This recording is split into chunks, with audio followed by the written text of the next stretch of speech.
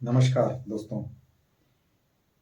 ये जो मेहर बाबा की सीरीज़ चल रही है, इस पे मैंने पहले आपको मेहर बाबा से इंट्रोड्यूस किया, फिर मैंने हज़रत बाबा जान की बात की, उनके बारे में कुछ स्टोरीज़ भी बताई और मैंने पिछली बार आपको प्रॉमिस किया था कि मैं उपासनी महाराज जी के बारे में बताऊँगा, जो मेहर बाबा के ज़माने में 5 सद्गुरुओं में से एक सद्गुरु थे, जिनके बारे में मेहर बाबा चर्चा किए करते थे। तो उपासनी महाराज जी का एक बहुत बड़ा रोल रहा है मेहर बाबा के जर्नी में।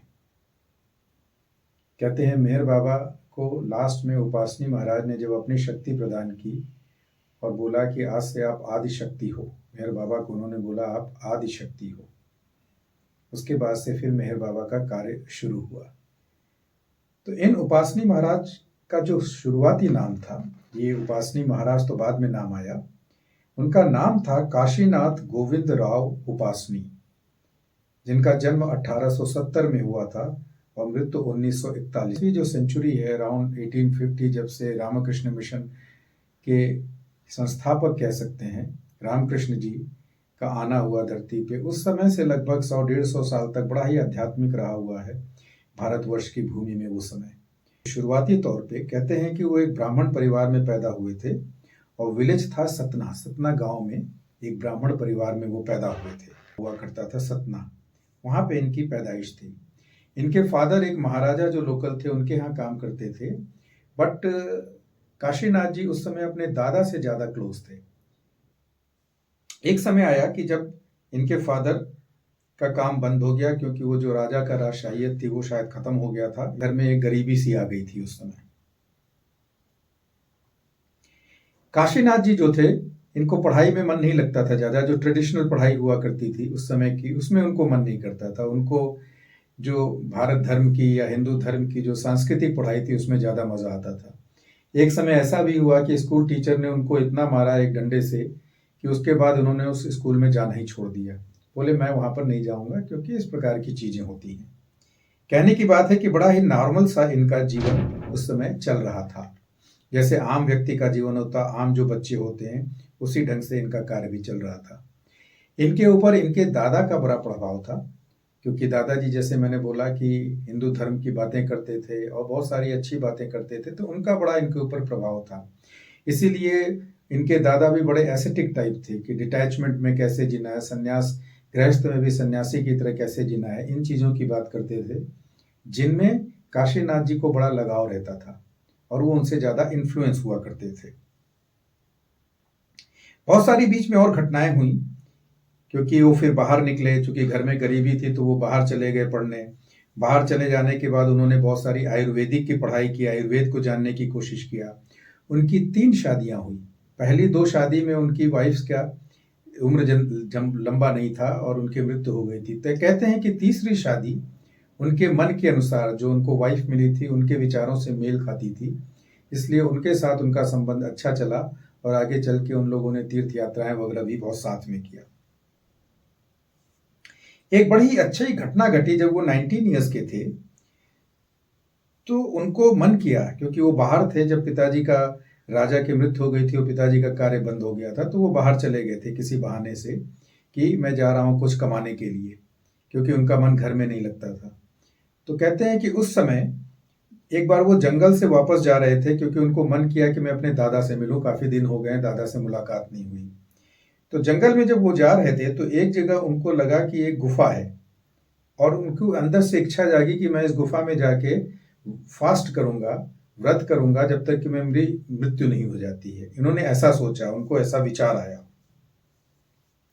तो वो गुफा में चले गए और वहां पर 2 दिनों तक उन्होंने व्रत किया और बार बार वहां पर मंत्र जाप वगैरह ये सब वो किया करते थे। और वो 2 दिन तो उन्होंने किया, उसके बाद क्या हुआ किसी को नहीं पता। लेकिन बहुत हफ्ते के बाद जब वो बाहर आए तो लोग कहते हैं कि वो क्रॉल करके, बकैया चल करके वो बाहर निकल के आए, क्योंकि उनके शरीर में कोई दम नहीं रह गया था। लेकिन ये भी हुआ कि उनको बहुत सारे आध्यात्मिक ज्ञान हुए, उनकी चेतना बहुत सारे आध्यात्मिक चेतनाओं के स्तर पे जा करके उनको वहां से कुछ प्राप्त हुआ। पर चूंकि वो बहुत कमजोर थे तो किसी तरह बाहर निकल के आए। फिर गांव वालों उनके अपने साथ ले गए। वहां पर खाने पीने के बाद कभी 1 महीना उनको लग गया अपने स्वास्थ्य को पूरा गेन करने में। फिर वो वापस आए सतना में 1900 रादर 1890 में वापस आए, अपने पिताजी से उनकी मुलाकात हुई। तपस्वी के रूप में आए जिन्होंने बहुत ज़्यादा साधना की हुई है और ऑब्वियसली उसमें यातना भी झेली, लेकिन घर आकर के उन्होंने फिर से अपनी रूटीन को फॉलो करना शुरू कर दिया। आयुर्वेद जो वो पढ़ते थे, अब उसके वो डॉक्टर बन करके वो दूसरों को उसकी चिकित्सा में अपने को उन्होंने लगाया कि 1 महीने तक तो चलता रहा, लेकिन अचानक उनके दादाजी की भी मृत्यु हो गई और पता चला कि घर में बहुत ज़्यादा कर्ज का बोझ है, कुछ खाने पीने को नहीं है। तो ये बड़ी एक मुश्किल समस्या हो गई काशीनाथ जी के लिए कि अब मैं क्या करूं। उस समय कहते हैं, जो अगर आप देखेंगे उनके इतिहास को, कहते हैं कि बाल गंगाधर तिलक जी ने उनकी बड़ी हेल्प की, उनके परिवार की, इस कर्ज से ऊपर उठने के लिए। इसी समय काशीनाथ जी की जो सेकंड वाइफ है, उनकी भी किसी कॉम्प्लिकेशन की वजह से मृत्यु हो गई। कहने का मतलब ये है कि ये ऐसे व्यक्ति थे जिनके संसार में बड़ी उथल पुथल रही जिंदगी है। मैं बताऊंगा क्यों, इस चीज का एक मीनिंग है जो मेहर बाबा ने बताया। 6 महीने बाद काशीनाथ जी ने थर्ड टाइम फिर एक शादी किया, लेकिन इस बार उनको ऐसी पत्नी मिली जो शायद उनके विचारों से मेल खाती थी, क्योंकि उनका ज्यादातर ध्यान अध्यात्म के साइड में था। अब धीमे धीमे जब परिवार का कर्ज वगैरह था उनके ऊपर, तो उन्होंने क्या करना शुरू किया, एक काम करना शुरू किया, आयुर्वेद को पढ़ाना, और आयुर्वेद की चिकित्सा में वो लग गए। कहते हैं कि इस दरमियान उन्होंने बड़ी प्रसिद्धि भी प्राप्त की और बहुत सारे पैसे भी बनाए। इतने पैसे बनाए कि एक बार नज़दीकी कहीं नागपुर में या ग्वालियर में, कहते हैं कि उनको एक बहुत बड़ा लैंड खरीदने की आवश्यकता महसूस हुई। वो चाहते थे कि वहीं पे अपनी आयुर्वेद का चिकित्सालय वगैरह बनाएं।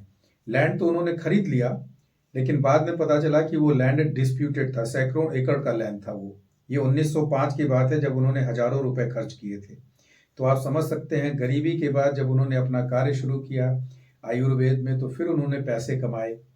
और लेकिन जब ये लैंड खरीदा, उसके बाद जब लैंड डिस्प्यूट में आ गया, तो सारा लैंड चला गया, उनके सारे पैसे फिर खत्म हो गए और फिर वो कर्ज में डूबने लगे। तो इससे हुआ क्या कि 1910 के अराउंड उनका इंटरेस्ट खत्म होने लगा, ये मटेरियल चीज़ों में उनका इंटरेस्ट खत्म होने लगा और उन्होंने अपनी सारी प्रैक्टिस बंद कर दिया, अपनी डिस्पेंसरी भी क्लोज कर दिया, और 1910 में अपने वाइफ के साथ लेकर के वो तीर्थ यात्रा पे निकल गए, सारा चीज क्लोज करने के बाद।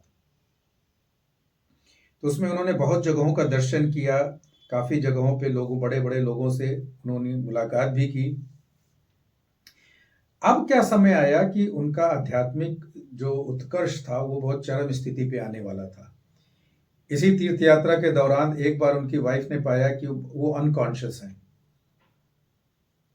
तो वाइफ बड़ी परेशान हुई, इधर उधर भागी, लोगों से मिली, तो पता चला उनको सांस लेने में तकलीफ आ रही है।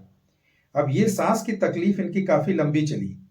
1 साल के बाद जब ये नहीं ठीक हुआ, तो काशीनाथ जी ने और उसको समस्या को समझने के लिए बड़े बड़े लोगों से मिले, तो किसी ने उनको बोला कि तुम शिरडी के साईं बाबा के पास चले जाओ, वहां शायद इसका इलाज हो जाएगा। काशीनाथ जी थे घोर ब्राह्मण, और उनको जैसा पता लगा कि साईं बाबा जो इस्लाम को फॉलो करते थे, क्योंकि उनको मालिक कहा जाता था, इस टाइप की बातों की वजह से उनका मन नहीं किया उनकी तरफ जाने का, क्योंकि वो एकदम घोर ब्राह्मणवादी थे। और चूंकि उनको अपने पिता या दादा कह सकते हैं, पिता तो शायद उतने धर्म में रुचि नहीं रखते थे, लेकिन उनके दादा से यही सब गुण मिले थे, इसलिए वो शिरडी के साईं बाबा के पास उनकी जाने की इच्छा नहीं थी। उनके बजाय उसी समय एक और सदगुरु थे, नारायण महाराज, जिनकी बातें मेहर बाबा करते थे, वो उनके पास भी गए, लेकिन नारायण महाराज में उनमें कोई इंटरेस्ट ही नहीं दिखाया। एक तरह से काशीनाथ जी को लगा उनकी बेइज्जती हो गई और वहां से वो फिर वापस चले गए। अंत में क्या हुआ, एक समय उनको उनके पास जाना ही पड़ा, क्योंकि उनके पास कोई और चारा नहीं था, वो कहीं भी ढंग से उनकी ये बीमारी ठीक नहीं हो रही थी। तो वो शिरडी के साईं बाबा के पास गए। साईं बाबा एक फकीर भी थे और गुरु भी थे, और बड़े ही सम्मानित थे हिंदू और मुस्लिम में, आप सब लोग इनके बारे में जानते हैं। और अहमदनगर डिस्ट्रिक्ट में ही नासिक पड़ता था उस समय। तो काशीनाथ जी वहां पर गए 1911 में, और उन्होंने लोगों से बात किया। फिर जब शिरडी के साईं बाबा के पास पहुंचे, तो धीमे धीमे शिरडी के साईं बाबा के प्रेजेंस में उनकी ये बीमारी ठीक होने लगी। और फिर साईं बाबा ने ही उनको बोला कि 1 साल के लिए तुम जा करके मेडिटेशन करो, ध्यान करो, तपस्या करो। और वहाँ पे एक खंडोबा का टेम्पल है, पुराना खंडोबा के टेम्पल में ही साईं बाबा ने कहा तुम यहीं पर रहो और यहीं पर अपने पूजा अर्चना या अपनी सिद्धि में लग जाओ। काशीनाथ जी ने उनके इंस्ट्रक्शन को फॉलो किया। उस समय वो बहुत कम ही खाना पीना खाते थे, एकदम लकड़ी के टाइप हो गए थे, लेकिन उन्होंने साधना की।